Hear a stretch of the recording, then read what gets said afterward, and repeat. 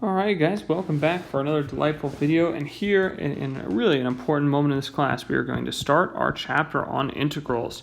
This is a very exciting topic, and I think this is a chapter you guys are really going to love. We're going to do integrals the rest of the year, so this is something that's important. So the big question integrals let us answer is this: how do we find the area of a curved shape?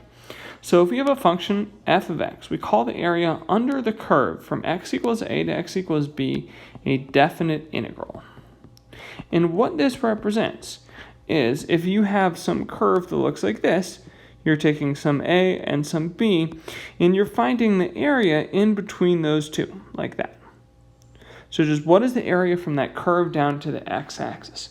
And yeah, if it's like a semicircle or a straight line, we can find that. But what if it's a strange curve or an odd function that we don't know the shape of? That's what integrals are going to help us to find. The way we write them is with a kind of a crowbar sign. It's an elongated S. And we write integral a to b, and then we write the name of the function f of x, and then we write the dx. We'll talk more about the dx later, but that's just part of our notation. So again, this integral right here, pronounced integral a to b of f of x, is what lets us find that green area, the area under the curve of f of x from a to b. Okay, so let's do some problems and talk about this a little bit. So when we have to find the integral 0 to 6 of g of x, this is a graph of g of x here, they're just saying the area from x equals 0 to x equals 6. And we're going to split this up into a couple different parts, right? So maybe it would be good to split this up and say, what's the area of that rectangle? So that rectangle, we can do base times height. It's 2 by 4, so that has an area of 8. The triangle here has a base of 4 and a height of 4, so that's also 8. Okay, so when we add those two shapes together, it's saying like, what's the, oh man, that is a bad rectangle. It's saying like, what is the area of this rectangle plus what is the area of that triangle? That's 8 plus 8, so you would say that integral there is 16. And again, that represents like, what is this shaded area under the curve from 0 to 6? Okay, so let's do another one. This is a picture from an old AP problem. So here's some graph of f of x, and we're going to ask you to find a couple of different problems. So the area from -2 to 3. So here's -2, and then here's 3. So what we're going to need to find here, let's see, the area of this circle, and then what is the area of this little like triangle, that half triangle, well not half triangle, it's full triangle, but the left side of that triangle. Okay, so this is a half circle, right? So a circle is pi r squared. So if I want to find half a circle, it's just half of that. And we can see from the picture here that we have in this a radius of 2, right? We have to go, starting from the origin, we have to go 2 to the right or up and down or to the left to get to the outside. So the area of this little circle is half pi times 2 squared. Okay, and as for this little triangle, it looks like it has a base of 1 and a height of 3. So it has a base of 1 and a height of 3, so that is 3/2. So if I'm trying to find, again, this is my area from x equals -2 to x equals 3. We're just finding that would be, okay, this is half of pi times 4, so that's 2 pi plus 3/2. And this is fine. We don't have any equations. We're just doing this geometrically today by looking at what are these areas under the curve. Okay, so cool. The next tip I wanted to give you, what about area that is below the x-axis? So what about when the function is negative? It has a negative height. Well, we're going to count that area as negative. So when I ask you to find, say, the area from -7 to +2, so that's saying we have a negative area above the graph, plus, and then we have a positive area from that circle above the graph. Sorry, negative area below, positive area above. So here we have a negative, and this is a triangle. It looks like 1, 2, 3. It has a base of 5 and a height of 1. So it's -1/2 times 1 times 5 plus, and then we know this is 2 pi. So that area is -5/2 plus 2 pi. But the important part here is that if your function has a positive height, we consider that integral, that area, as being positive. If your function has a negative height, it's below the x-axis, we consider that area there to be negative. Okay, cool. So if we have a graph like that, we can just look at the graph and kind of think about it geometrically to find those areas, to find those definite integrals. So if you have, say I just give you an equation, right? So say I give you integral 0 to 4 of 3 dx. So this is like saying you have the function y equals 3 from x equals 0 to x equals 4. And what I want to tell you is to draw a picture.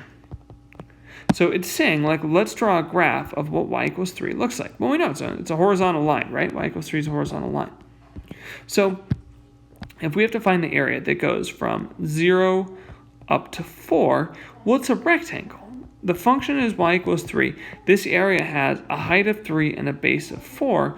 So that area there is base times height, a rectangle, so it is just equal to 12.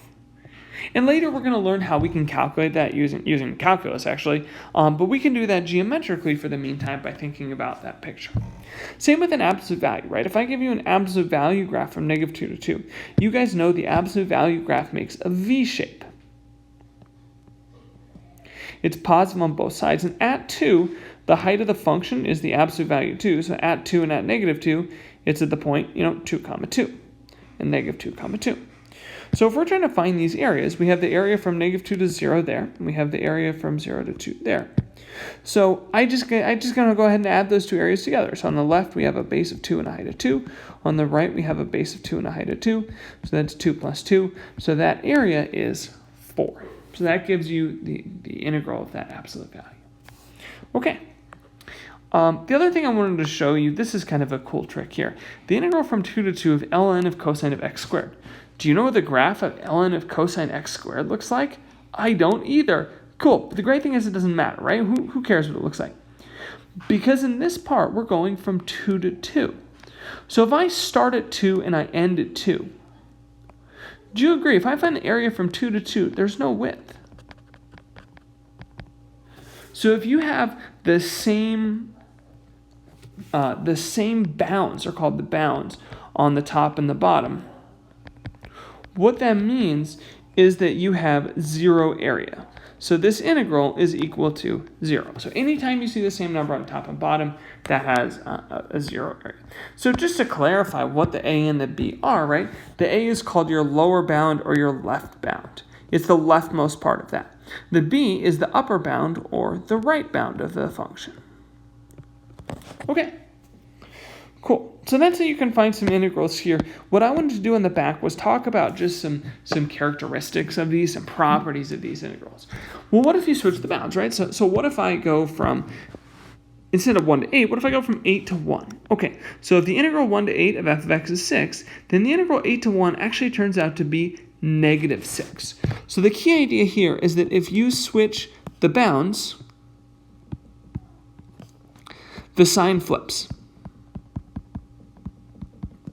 And by sign, of course, I mean positive or negative. So what that means is, if you have the integral from 3 to 5 of f of x, that is equal to negative the integral from 5 to 3 of f of x. Basically, you're just going backwards, and it kind of flips the sign.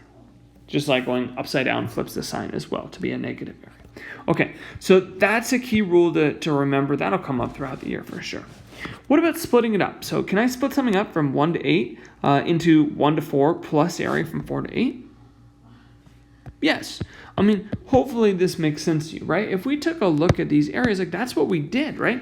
When we found this area here, we split it up into what was the part on the left plus what was the part on the right. What's the integral -2 to 0 plus the integral 0 to 2. And this is always true. You can always split an integral up into just different areas. And that makes sense, right? You're breaking it down into just different areas and adding those together. It's like if your house has 1 acre and the house next to it has half an acre, if you put those two together, you have 1.5 acres. Pretty big lot there. Okay. Now, one thing worth talking about, if I give you a definite integral, so if I just asked you to find the integral from 1 to 8 of f of x dx for some function, is it a number or a function? It is a number. Like you calculate this integral, you're not going to get anything in terms of x. You're just going to get 7 or 2 or 3. So what that means is it doesn't matter what variable you choose. Excuse me. So if you do integral 1 to 8 of f of x, that's actually the same as doing the integral 1 to 8 of f of t dt. It's the same as doing the integral 1 to 8 of f of like alpha d alpha. The variable doesn't matter, right? You have a function. You're just finding an area from one part to another part. It doesn't matter what random variable you choose. So don't freak out about that. Okay. One more thing I want to do is show you a couple of rules here. So you can split integrals up over addition. So if, for example, the integral -4 to 4 of f is 3, and the integral -4 to 4 of g is 5. then just like with derivatives or limits, you can turn the integral of f plus g into the integral negative 4 to 4 of f plus the integral negative 4 to 4 of g. Okay. And the same thing here when we're talking about areas, right? If you have, say, the integral, oh, in this case, I should finish the problem. That's like 3 plus 5, which is 8. So in this case, if you have the integral from 1 to 4 of f of x equals 2, negative 2, then the integral 1 to 4 of g of x, okay, you can pull that 3 out. So that's just 3 times the integral 1 to 4 of f of x dx, which of course is just 3 times negative 2, which is negative 6. So again, this is a rule that works just like with derivatives and integrals, and hopefully this makes sense, right? If your function is 3 times as tall, you just have tripled the area. So you just find the area of the function and multiply it by 3. And that's kind of where this rule comes from. So just to generalize, right, if you have, say, integral of 3 times f of x minus 2 times g of x, going from 0 to 1 dx, you can easily write that as 3 times integral 0 to 1 of f of x dx minus 2 times integral 0 to 1 of g of x dx. And this is a shortcut we'll use a couple times to help us solve some problems. Okay, so that's our intro to integrals. Thanks for watching, guys. Bring me some questions to class, and I'll see you soon.